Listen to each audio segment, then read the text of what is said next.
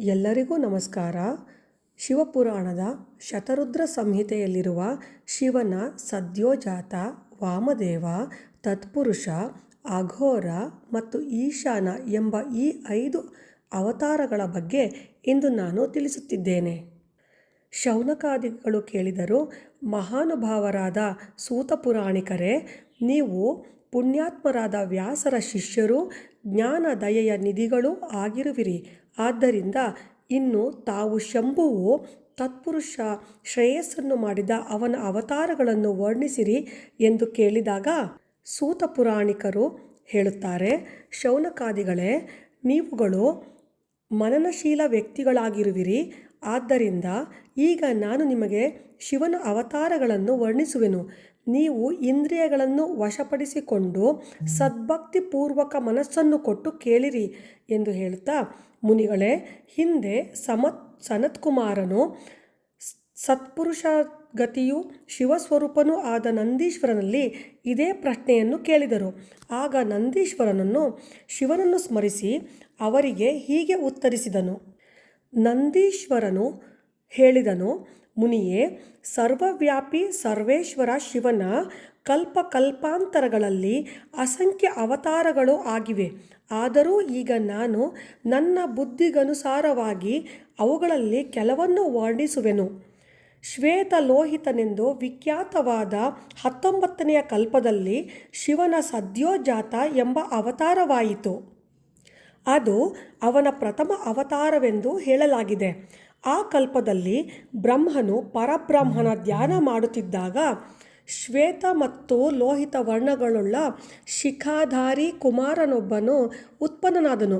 ಅವನನ್ನು ನೋಡಿ ಬ್ರಹ್ಮನು ಮನಸ್ಸಿನಲ್ಲಿಯೇ ವಿಚಾರ ಮಾಡಿಕೊಂಡನು, ಈ ಪುರುಷನು ಬ್ರಹ್ಮರೂಪಿ ಪರಮೇಶ್ವರನಾಗಿರುವನೆಂದು ಅವರಿಗೆ ತಿಳಿದಾಗ ಅವರು ಅಂಜಲಿಬದ್ಧರಾಗಿ ಅವನನ್ನು ವಂದಿಸಿದರು.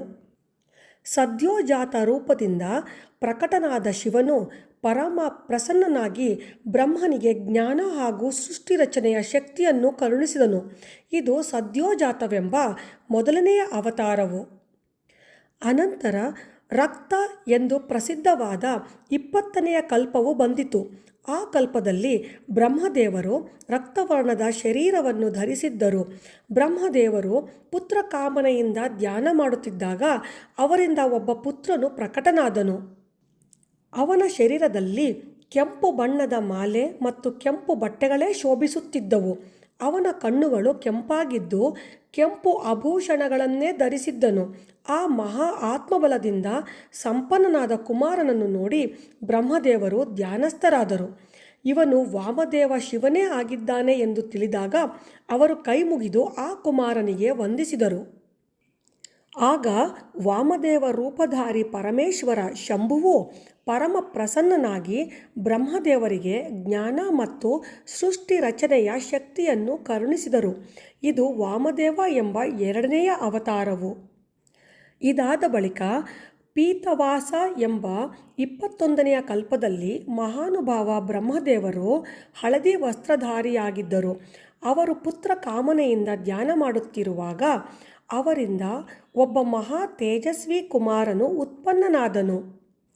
ಆ ಪ್ರೌಢ ಕುಮಾರನ ಭುಜಗಳು ವಿಶಾಲವಾಗಿದ್ದವು. ಶರೀರದ ಮೇಲೆ ಪೀತಾಂಬರವು ಹೊಳೆಯುತ್ತಿತ್ತು. ಆ ಧ್ಯಾನಮಗ್ನ ಬಾಲಕನನ್ನು ನೋಡಿ ಬ್ರಹ್ಮದೇವರು ತನ್ನ ಬುದ್ಧಿಬಲದಿಂದ ಅವನನ್ನು ತತ್ಪುರುಷ ಶಿವನೆಂದು ತಿಳಿದರು. ಆಗ ಅವರು ಧ್ಯಾನಯುಕ್ತ ಚಿತ್ತದಿಂದ ಸಮಸ್ತ ಜನರಿಂದ ನಮಸ್ಕೃತ ಮಹಾದೇವಿ ಶಾಂಕರಿ ಗಾಯತ್ರಿ ತತ್ಪುರುಷಾಯ ವಿದ್ಮಹೆ ಮಹಾದೇವಾಯ ಧೀಮಹಿ ಯ ಜಪವನ್ನು ಮಾಡಿ ನಮಸ್ಕರಿಸಿದರು. ಇದು ತತ್ಪುರುಷ ಹೆಸರಿನ 3ನೇ ಅವತಾರವು. ಸ್ವಯಂಭೂ ಬ್ರಹ್ಮದೇವರ ಆ ಪೀತವರ್ಣ ಎಂಬ ಕಲ್ಪವು ಕಳೆದು ಹೋದಾಗ ಪುನಃ ಶಿವ ಎಂಬ ಇನ್ನೊಂದು ಕಲ್ಪವು ಪ್ರಾರಂಭವಾಯಿತು. ಏಕಾರ್ಣವದ ಸ್ಥಿತಿಯಲ್ಲಿ 1000 ದಿವ್ಯ ವರ್ಷ ಕಳೆದು ಹೋದಾಗ ಬ್ರಹ್ಮದೇವರು ಪ್ರಜೆಯನ್ನು ಸೃಷ್ಟಿಸುವ ಇಚ್ಛೆಯಿಂದ ದುಃಖಿತರಾಗಿ ಯೋಚಿಸತೊಡಗಿದರು. ಆಗ ಆ ಮಹಾ ತೇಜಸ್ವಿ ಬ್ರಹ್ಮನ ಎದುರಿನಲ್ಲಿ ಒಬ್ಬ ಕುಮಾರನು ಹುಟ್ಟಿದನು. ಆ ಮಹಾಪರಾಕ್ರಮಿ ಬಾಲಕನ ಶರೀರವು ಕಪ್ಪಾಗಿತ್ತು. ಅವನು ತನ್ನ ತೇಜದಿಂದ ಉದ್ದೀಪ್ತನಾಗಿದ್ದು ಕಪ್ಪು ಬಟ್ಟೆ, ಕಪ್ಪು ಮುಂಡಾಸು ಮತ್ತು ಕಪ್ಪಾದ ಯಜ್ಞೋಪವೀತವನ್ನು ಧರಿಸಿದ್ದನು. ಅವನ ಕಿರೀಟವು ಕಪ್ಪಾಗಿದ್ದು ಸ್ನಾನದ ಬಳಿಕ ಹಚ್ಚಿಕೊಳ್ಳುವ ಗಂಧವು ಕಪ್ಪಾಗಿಯೇ ಇತ್ತು. ಆ ಭಯಂಕರ ಪರಾಕ್ರಮಿ ಮಹಾಮನಸ್ವಿ ದೇವದೇವೇಶ್ವರ ಅಲೌಕಿಕ ಕೃಷ್ಣಪಿಂಗಲ ವರ್ಣವುಳ್ಳ ಅಘೋರನನ್ನು ನೋಡಿ ಬ್ರಹ್ಮದೇವರು ಅವನನ್ನು ವಂದಿಸಿದರು. ಬಳಿಕ ಬ್ರಹ್ಮದೇವರು ಆ ಭಕ್ತವತ್ಸಲ ಅವಿನಾಶಿ ಅಘೋರನನ್ನು ಬ್ರಹ್ಮರೂಪನೆಂದು ತಿಳಿದು ಇಷ್ಟವಚನಗಳಿಂದ ಅವನನ್ನು ಸ್ತುತಿಸತೊಡಗಿದರು. ಅದ್ಭುತ ಘೋರ ಎಂಬ ಯೋಗವನ್ನು ಪ್ರಚಾರ ಮಾಡಿದರು. ಇದು ಅಘೋರ ಎಂಬ 4ನೆಯ ಅವತಾರವು. ಅನಂತರ ಬ್ರಹ್ಮದೇವರ ಇನ್ನೊಂದು ಕಲ್ಪ ಪ್ರಾರಂಭವಾಯಿತು. ಅದು ಪರಮಾದ್ಭುತವಾಗಿದ್ದು ವಿಶ್ವರೂಪ ಎಂದು ವಿಖ್ಯಾತವಾಯಿತು.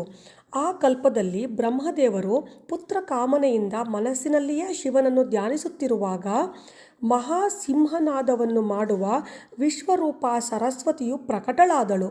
ಹಾಗೆಯೇ ಪರಮೇಶ್ವರ ಭಗವಾನ್ ಈಶಾನ ಪ್ರಾದುರ್ಭೂತನಾಗಿ ಅವನ ವರ್ಣ ಶುದ್ಧ ಸ್ಫಟಿಕದಂತೆ ಉಜ್ವಲವಾಗಿತ್ತು ಹಾಗೂ ಸಮಸ್ತ ಆಭೂಷಣಗಳಿಂದ ಭೂಷಿತನಾಗಿದ್ದನು.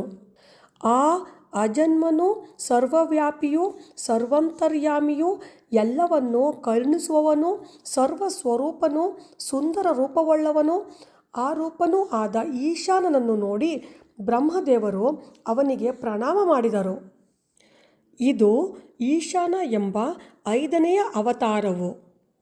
ಮಹೇಶ್ವರನ ಈಶಾನ, ಪುರುಷ, ಘೋರ, ವಾಮದೇವ ಮತ್ತು ಬ್ರಹ್ಮ ಈ 5 ಮೂರ್ತಿಗಳು ವಿಶೇಷವಾಗಿ ಪ್ರಸಿದ್ಧವಾಗಿವೆ.